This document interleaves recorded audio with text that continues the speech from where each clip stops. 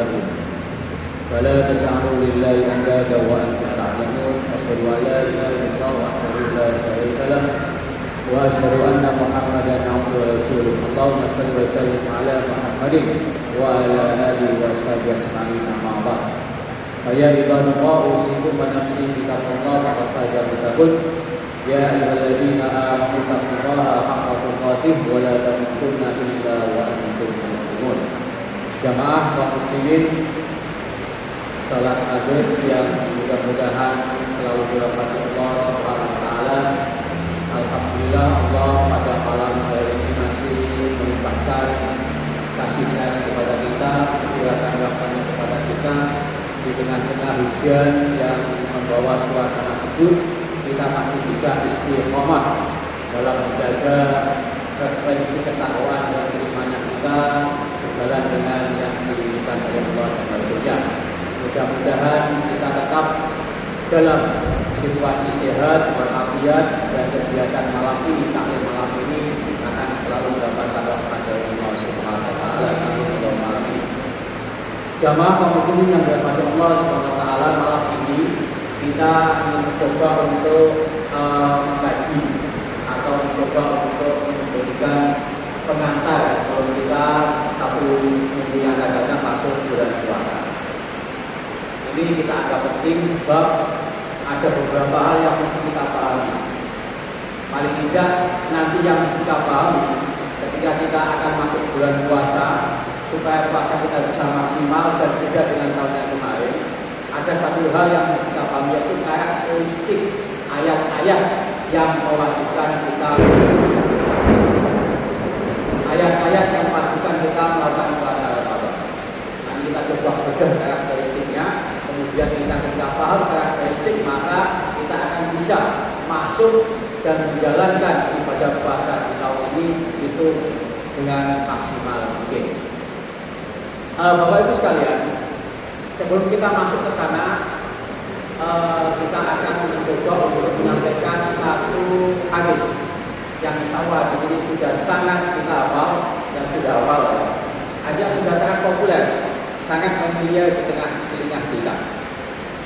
Hadis ini menjelaskan bahwa salah satu fungsi ibadah bulan puasa Ramadan itu adalah mampu menghapuskan dosa-dosa kita sepanjang satu tahun sebelumnya. Dosa-dosa sepanjang satu tahun sebelumnya itu berfungsi dengan kita menjalankan ibadah puasa Ramadan. Insya Allah beberapa kali saya menyampaikan hadis ini. As-sholawatul khams, al-jum'atu ilal jum'ati, wa ramadhanu ila ramadhani mukaffiratun ma bainahunna idza istanabal kabair. Riwayat Muslim. Jadi kita kalau memaknai hadis ini itu harus punya iktikad, punya keyakinan bahwa dalam agama kita itu ada konsep penghapusan dosa. Tidak mengenal konsep penghapusan dosa. Jadi konsep dalam agama kita itu ada penghapusan dosa. Bisa dilakukan dengan melakukan amal-amal soleh. Di antaranya adalah as-sholawatul khams. Kita itu akan hapus dosa kita ketika kita selesai melakukan sholat fardu. Ketika sholat fardu itu sepanjang 5 waktu tidak mampu menghapuskan dosa secara utuh, maka al-jum'atu ilal jum'ah, dosa kita itu akan dihapus dengan melakukan sholat Jum'ah. Sholat Jum'ah ini berlaku untuk laki-laki dan perempuan. Meskipun yang perempuan itu tidak melakukan sholat Jum'ah, sepanjang melakukan sholat ibadah fardu pada hari Jumat itu, maka sisa-sisa ibadah dosa yang masih tersisa yang tidak bisa dihapus melalui sholat 5 waktu itu akan dihapus pada saat kita melakukan sholat ibadah Jumat. Tentu sholat ibadah Jumat yang bagus, tidak terkebak, tidak ngomong saat khatib menyampaikan khutbah, dan kemudian khusyuk di dalamnya. Nah, ketika dalam satu minggu kegantian minggu itu dosa-dosa kita masih tersisa, maka akan dihapus oleh ibadah tahunan kita, yaitu melakukan ibadah puasa Ramadan. Ramadan ila Ramadan mukaffiratun ma bainahun. Dari satu Ramadan ke Ramadan yang lain itu salah satu fungsinya adalah menghapuskan dosa-dosa 1 tahun sebelumnya. Oleh karena itu maka ketika kita melaksanakan ibadah Ramadan dengan betul-betul kualitas, maka hadis Nabi yang mengatakan kharaja min Ramadan kamitslihi waladat tumbuh. Kita itu nanti akan keluar dari Ramadan itu seperti dilahirkan dari rahim ibu kita. Dengan catatan Ramadan yang kita lakukan itu penuh dengan kemaksimalan. Maka jadi Nabi man kharaja min Ramadan kamitslihi waladat tumbuh. Kita itu begitu mentas dari Ramadan itu suci, kayak bayi yang baru lahir dari rahim ibu kita. Maka itulah makna hadis yang sering kita hafal itu man shoma ramadhana imanan wa ihtisaban ghufira lahu ma taqaddama min dzambi.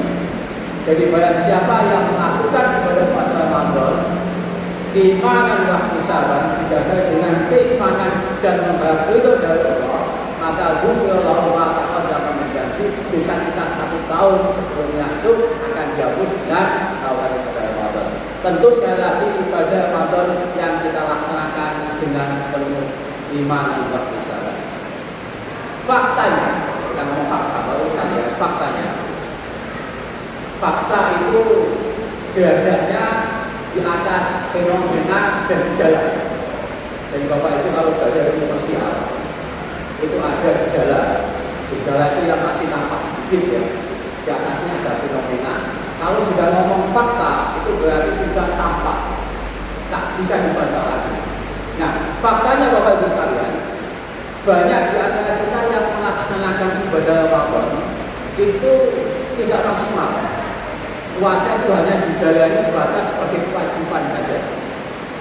Sehingga disinggung dalam hadis Nabi itu, rubba shaimin laisa lahu min siyamihi ilal ju'ah. Ini penting saya tulis hadisnya ya, kajiannya ada fikih lugahnya.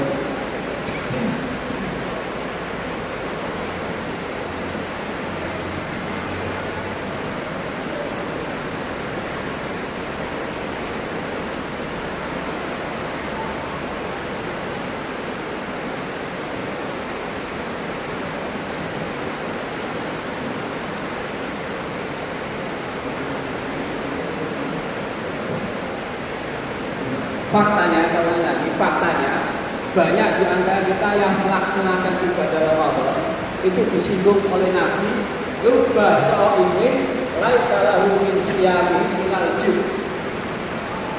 Mayoritas orang yang puasa itu tidak mendapatkan pahala puasanya kecuali lapar.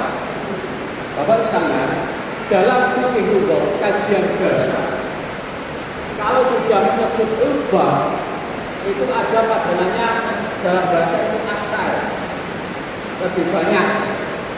Kalau aksar itu 50 itu lebih banyak daripada 49, itu aksar. Tapi kalau rubah itu katakanlah 100 jamaah yang melakukan ibadah puasa, yang 99 itu tidak dapat apa-apa, yang 1 dapat apa-apa, itu rubah. Makanya saya dalam menyampaikan faktanya di antara kita yang melakukan ibadah puasa itu banyak yang laisa lahu min siyami ilal ju'ah, tidak dapat apa-apa kecuali apa.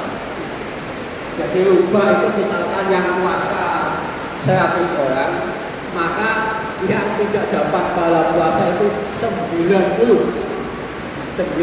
tidak dapat apa-apa, yang 10 dapat pahala puasa. Itu rubah.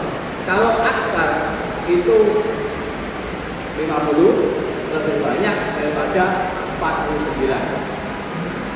Khomsa aktar min rabik, jadi 5 itu lebih banyak daripada 4. Al-khabis al-qawm min rabik, 5 itu lebih banyak daripada 4. Tapi kalau rubah itu 100, yang 90 masuk lebih, yang 10 dapat pahala. Nah, itu rubah. Lanjutan hadis itu juga begitu. Rubba qaimin laisa lahu min qiyamihi ilal sahar.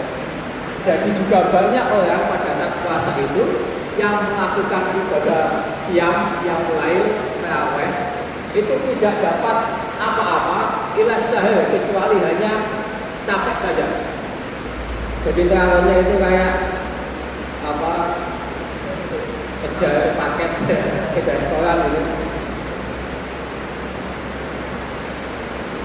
Rubba ini laisa lahu min qiyamihi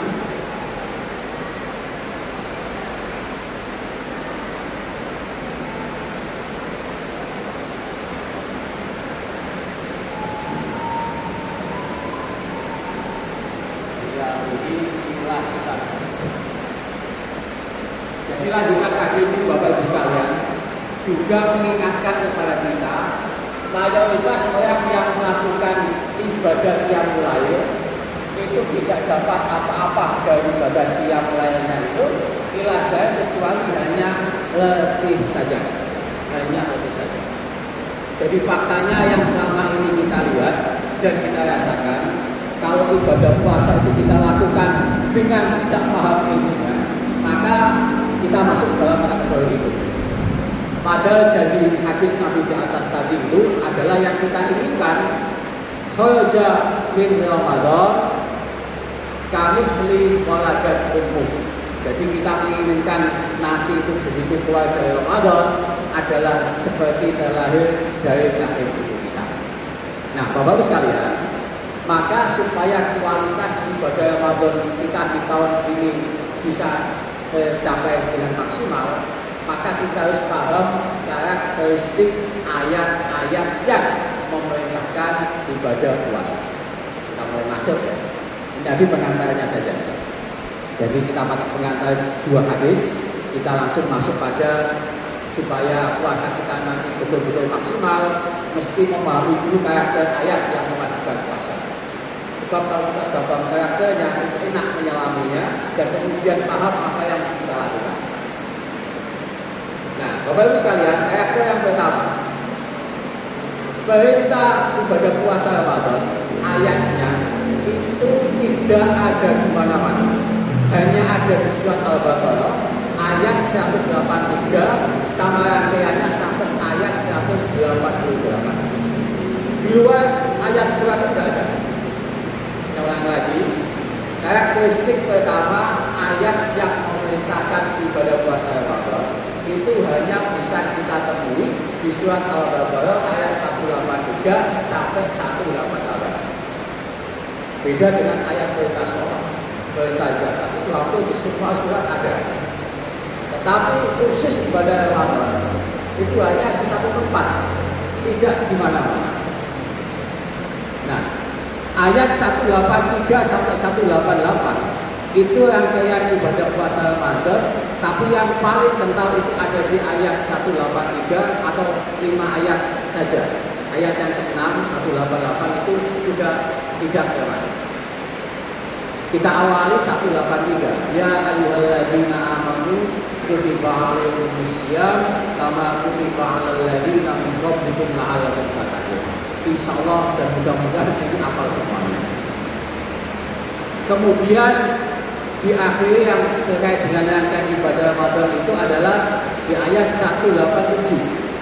Uhilla lakum lailatas syiyamir rafas ila nisaikum hunna libasul lakum wa antum libasul lakum.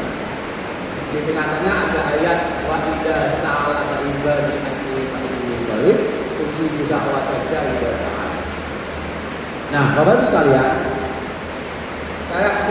karakteristik yang kedua yang mesti dengan tahu supaya nanti puasa itu bisa maksimal. Dari 5 ayat rangkaian perintah ibadah puasa Ramadan itu, ternyata di dalam perintah ibadah Ramadan itu juga terkandung rangkaian jenis ibadah-ibadah yang lain. Kalau lagi, meskipun perintahnya itu ibadah Ramadan, puasa Ramadan, tetapi di dalamnya kesinambungan dan terintegrasi jenis ibadah-ibadah yang lain. Di dalamnya ada ibadah sholat, qiyamul lail. Kemudian di dalamnya ada ibadah membaca Al-Quran, karena Bulan Ramadan itu adalah bulan turunnya Al-Quran. Syahrul Ramadan alladzi unzila fihil Quran hudan linnasi wa bayyinatin minal huda wal furqan. Di dalam perintah ayat sholat ibadah puasa Ramadan itu ada sedekahnya, ada doanya, ada iktikafnya. Jadi Bapak Ibu sekalian, kalau jenengan melaksanakan ibadah Ramadan itu hanya tidak makan mulai habis subuh sampai maghrib, ya sah ibadah puasa kita. Tetapi tidak dapat apa-apa, sebab di dalamnya tadi ada rangkaian jenis ibadah, ada qiyamul lail, ada membaca Al-Quran, ada iktikaf, ada doa, ada sholat. Nah, makanya kalau kita tahun ini ibadah Ramadan itu hanya menahan lapar saja, mulai subuh sampai maghrib, tidak ngaji, tidak sedekah, tidak apalagi itu qiyamul lail, maka sah puasa kita, tetapi tidak mendapatkan signifikansi yang maksimal. Jadi yang pertama qiyamul lail, ini mesti kita harus taat menjalannya supaya ibadah Ramadan kita ke depan bisa maksimal. Gak usah banyak-banyak qiyamul lailnya ya. Boleh silakan pilih 11 monggo, semuanya ada dalilnya. Tetapi harus penuh kualitas. Kalau misalnya di Masjid As-Salam ini, itu ya bacaannya harus mainnya mulai sabubis ke atas. Jadi jangan yang pendek-pendek itu, supaya kualitas ibadah kita itu tiap mulainya itu tidak masuk ini tadi. Mayoritas yang menjalankan tiap mulai itu tidak dapat pahala tiap mulai kecuali hanya capek saja. Ibadah ini laisa lahu min qiyami illa syahid. Nah, faktanya memang sudah kita lihat, fakta itu dari banyak contoh. Kita biasanya tiap mulai itu pilih yang tidak cepat. Kalau agak panjang sedikit, itu imam ketika bilang bola dolin, kita boleh berdiri. Kalau sudah model begini ini,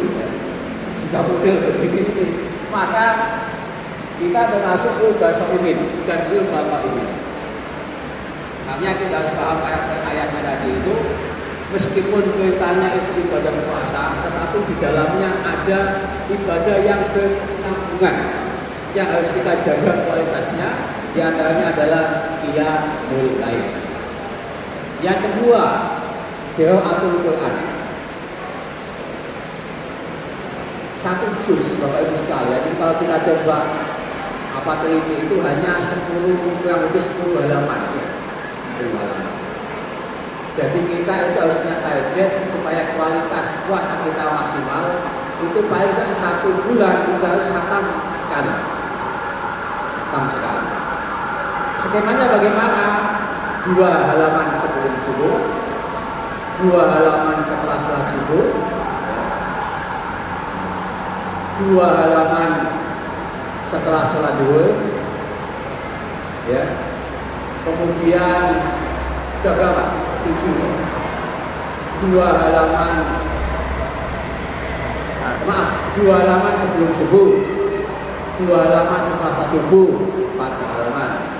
Kemudian 2 halaman setelah sholat zuhur.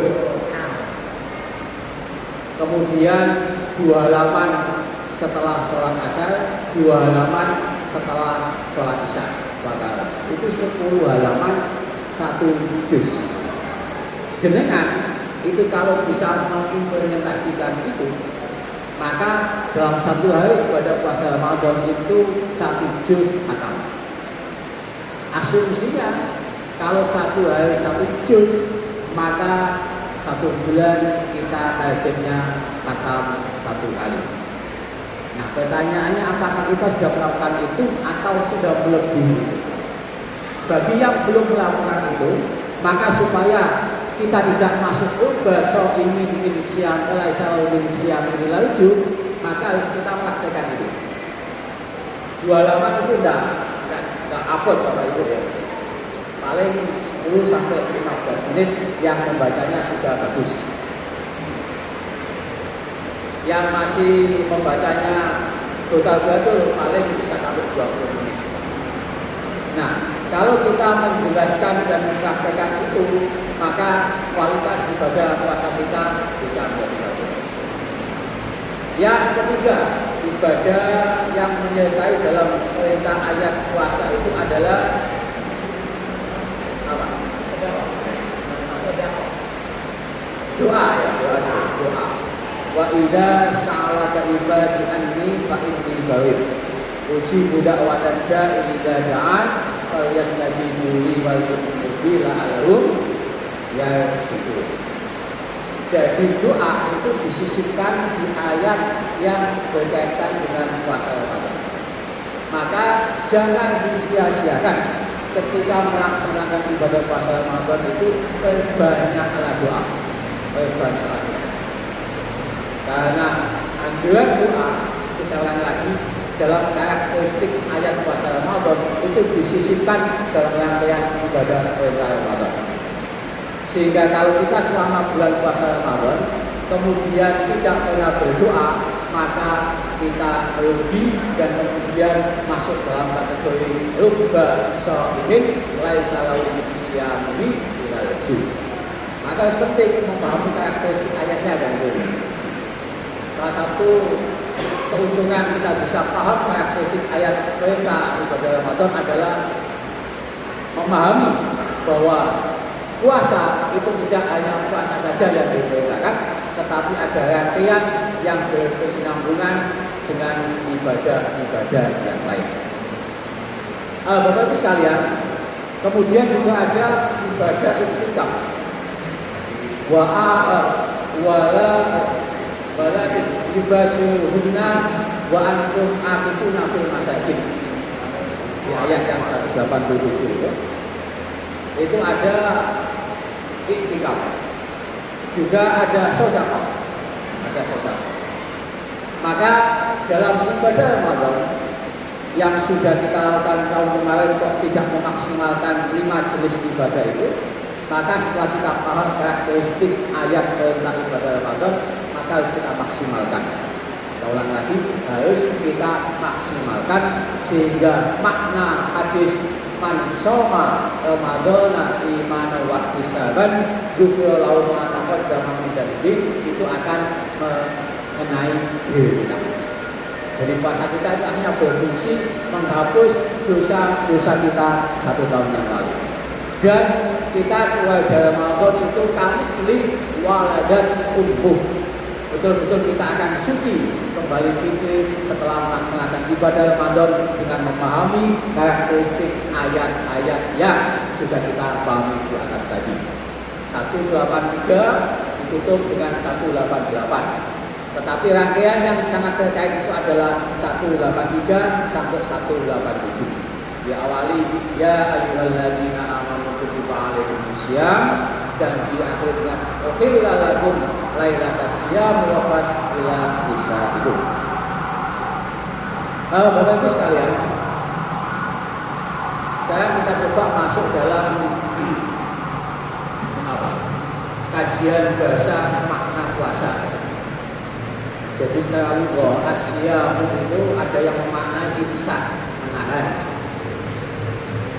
Ada lagi asyamu junnah, puasa itu adalah benteng.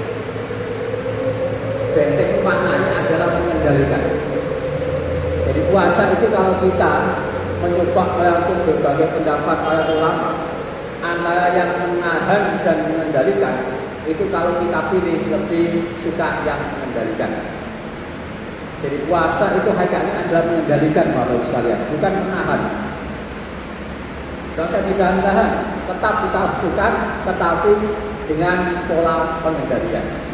Asyamu junnah, puasa itu adalah benteng. Benteng itu fungsinya adalah mengendalikan kekuatan yang ada di dalam, potensi yang ada di dalam, dan menghalau gangguan yang ada di luar. Itu makna puasa. Jadi junnah lebih pada mengendalikan potensi yang ada dalam diri kita, baik potensi berupa akal pikiran, potensi berupa ucapan, maupun potensi berupa kegiatan amal-amal perbuatan kita. Bapak Ibu sekalian, potensi akal itu menjadi sangat penting untuk kita maksimalkan ketika dalam ibadah puasa Ramadan. Kita harus isi nutrisi yang sebanyak-banyaknya akal kita itu untuk memperkaya horizon dan cakrawala keilmuan keagamaan kita. Sehingga kita sekali lagi ketika melakukan amal-amal ibadah itu semakin kaya wawasan agama kita, semakin penuh nutrisi dalil-dalil kita, sehingga kita semakin yakin. Sehingga kita nanti tidak terkena had dalilnya Allah, wala takfu ma laisa laka bihi. Janganlah kamu melakukan satu perbuatan amal itu tanpa didasari dengan ilmu. Sama lagi, wala takfu ma laisa laka bihi. Janganlah kamu sekali-kali melakukan satu perbuatan amal ibadah dan yang sejenisnya itu tanpa didasari dengan ilmu yang benar. Karena inna sam'a wal basara wal fu'ada kullu ulaika kana an mas'ula. Sebab apa yang sudah kita lakukan dengan melihat, mendengar dan kita rasakan itu pasti akan dimintai pertanggungjawaban oleh Allah Subhanahu wa taala. Maka kita harus mampu mengendalikan Bapak Ibu sekalian ketika bulan Ramadan akal pikiran kita. Kita kendalikan dengan cara apa? Kita selalu isi dengan nutrisi keilmuan keagamaan. Kita banyak literasi keagamaan. Kita yang masih ragu dengan sesuatu amal yang sudah kita lakukan, kita coba googling atau kita coba konsultasi dengan yang ahlinya untuk meyakinkan bahwa apa yang kita lakukan itu ternyata ada dalilnya dan kita semakin yakin dengan yang kita pilih itu. Yang kedua, pengendalian ucapan ini penting. Biasanya di antara lalai kita itu dalam ibadah Ramadan kan sulit untuk mengendalikan potensi ucapan. Apalagi kalau sudah tiba. Itu dalam sebuah makalah dijelaskan pada zaman Nabi Isa itu, Nabi Isa pernah melihat iblis itu jalan-jalan sambil membawa madu sama apa? Yang kanan membawa madu. Ketika ditanya sama Nabi Isa, untuk apa madu itu? Jin setan iblis untuk merusakkan di bibirnya orang yang sedang gibah. Jadi ketika ada orang yang merasani temannya itu sama jin, sama iblis, sama setan diolesi madu, akhirnya semakin manis ya. Akhirnya dibayar semakin menjadi-jadi. Nah, kita harus bisa mengendalikan ucapan kita. Makanya ketika ada yang mengajak kita untuk berdebat, kemudian ada yang mengajak kita untuk ngerasani saat puasa, maka katakanlah ini sahih, maaf saya sedang puasa. Hadisnya sahih, masyhur. Jadi ketika ada yang mengajak kita untuk berperilaku menjadikan kualitas puasa kita dan maksimal, katakanlah ini sahih, saya sedang puasa. Nabi kan menjamin barang siapa yang mampu menjaga dua lubang, maka akan saya jamin masuk surga. Dua lubang itu adalah mulut dan kemaluan. Jadi barang siapa yang bisa menjaga dua lubang, maka akmalullahu jannah, akan saya jamin baginya masuk surga. Banyak hadis-hadis yang senada dengan itu. Nabi itu minta jaminan kepada kita 6 hal. Salah satunya adalah yang mampu mengendalikan ucapan, maka akan dijamin masuk surga. Ini menjadi penting ketika kita masuk dalam bulan puasa Ramadan itu, yang selama ini masih punya hobi suka menjadikan potensi mulut kita ini tidak terkendalikan, maka asyam junnah. Puasa itu adalah proses pengendalian segala potensi yang ada dalam diri kita. Potensi akal, potensi mulut, dan sekaligus potensi perbuatan. Bapak-Ibu sekalian,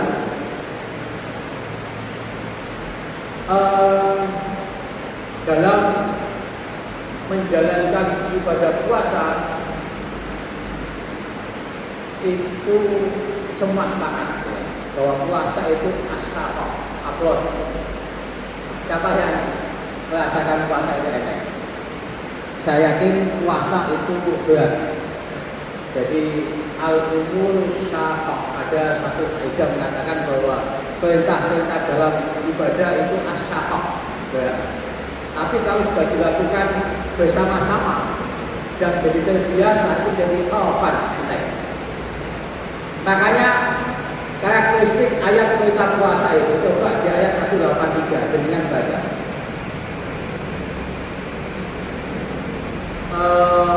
Ya ayyuhalladzina amanu kutiba alaikumusiyam kama kutiba alal ladzina min qablikum la'allakum tattaqun. Di ayat 184 ayyaman ma'dudan faman kana minkum maridan aw ala safarin fa iddatun min ayyamin ukhra wa alal ladzina yutiquna fidyatun ta'amu miskin faman tatawwa khairan fa huwa khairun dan ditutup wa antasumu khairul lakum in kuntum ta'lamun. Jadi meskipun kita itu dalam perjalanan Bapak sekalian, dalam keadaan sakit, itu Allah tetap menginginkan wa antasumu khairul lakum in kuntum ta'lamun. Seandainya kalian itu tetap menjalankan puasa, itu lebih baik. Ya, kritik ayat ini yang kita paham. Meskipun kita itu dalam perjalanan atau dalam keadaan sakit, itu kita boleh mengkodok, menggantinya. Tetapi kata Allah di akhir ayat itu wa antasumu khairul lakum in kuntum ta'lamun. Dan jika kamu tetap puasa itu lebih baik daripada kamu jika kamu mengetahui. Sebab apa Bapak Ibu? Puasa itu abad. Saya ulang lagi, puasa itu abad. Tapi kalau bersama-sama itu menjadi enteng, ya kan? Ya? Sholat jamaah, sholat itu kalau sendiri kita membaca satu bis itu benar enggak? Kalau satu diri. Misalkan surat Al-Qiyamah, paling ya 10 ilah itu kalau sholat sendiri. Tapi kalau jamaah, meskipun imam itu membaca surat Al-Ghasyiyah, surat apa lagi? An-Naba, itu kalau bersama-sama menjadi enteng. Puasa juga begitu. Kalau dikerjakan bersama-sama itu enteng. Tetapi kalau sudah dilaksanakan sendiri menjadi abad. Makanya banyak kasus ya, yang gampangkan membatalkan puasa dengan tujuan nanti diganti di luar bulan puasa, itu biasanya banyak yang meleset. Banyak yang meleset. Sebab melakukan puasa itu kalau tidak bersama-sama, tidak ada konconya, temannya, itu abad. Al-umur as-syaqah. Jadi Imam Al-Juz itu memaknai menafsirkan wa antasumu khairul lakum in kuntum ta'lamun itu. Makanya karakteristik kita paham ketika kita dalam perjalanan kok tidak sangat jauh dan melelahkan, itu kata Allah wa antasumu khairul lakum. Menjalankan dan tetap melaksanakan puasa itu lebih baik bagi kita. Jika kita paham ayat ini. Rahasianya di akhir ayat wa antasumu khairul lakum in kuntum ta'lamun. Kita saat sakit kok baru sakit meriang-meriang kemudian mokel, itu karena belum paham ayat ini. Kalau paham ayat ini wa antasumu khairul lakum in kuntum ta'lamun, mesti kita tetap berusaha menjaga puasa kita sampai finish. Sebab puasa itu kalau dhewean abot, sholat dhewean abot, habis itu jangan kita temukan.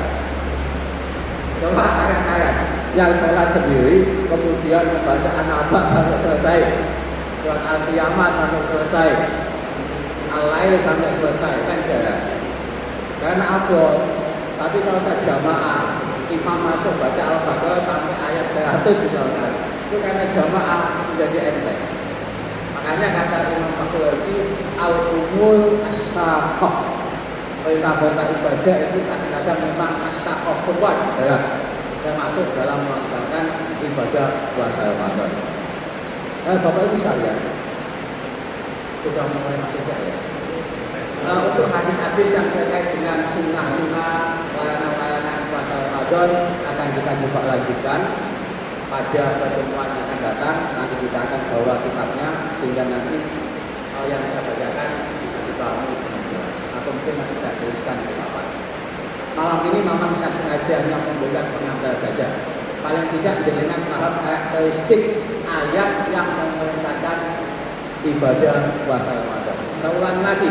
Yang pertama, perintah ibadah Ramadan itu tidak ada di mana-mana, hanya di surat Al-Baqarah saja. Ayat 183 sampai 188 rangkaiannya. Dengan kalau di surat yang lain tidak ada. Ini khas dan spesifik. Demikian Bapak sekalian, karena sudah masuk azan Isya, kurang lebihnya mohon maaf. Billahi taufiq wal hidayah. Wassalamualaikum warahmatullahi wabarakatuh.